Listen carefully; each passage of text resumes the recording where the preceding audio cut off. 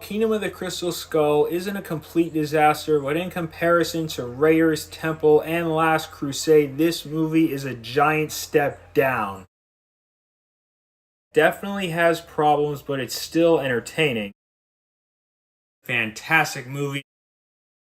Temple of Doom is a worthy follow-up to Raiders of the Lost Ark. It's not as good as Raiders of the Lost Ark, but I would still say it's not as bad as some say it is.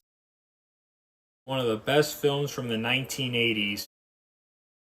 Minority Report is Steven Spielberg's most underrated movie. Tom Cruise is excellent in this movie. This is my favorite performance he's ever given. I also really liked his character because his character wasn't just some guy who's on the run. He has a past where once you learn about it, you really feel sympathy for him. Colin Farrell also did a really good job. This is one of my favorite performances from him. The movie is very well shot and perfectly directed by Steven Spielberg. The action scenes are very intense and keep you on the edge of your seat. Minority Report is amazing and it's one of my favorite Tom Cruise movies.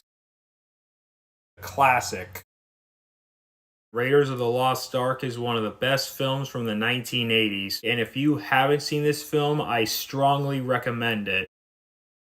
Last Crusade is my favorite Indiana Jones movie. Harrison Ford and Sean Connery are both fantastic in the movie. They work well together, they have really good chemistry, and there's some really funny moments between them. The stakes in this movie are high. I really felt on edge whenever Indy and his father were involved with something. The action scenes in this movie are honestly the best they've ever been in the series. I absolutely adore The Last Crusade. This film is one of my favorite Spielberg movies, and it's in my top 5 favorite action films of all time.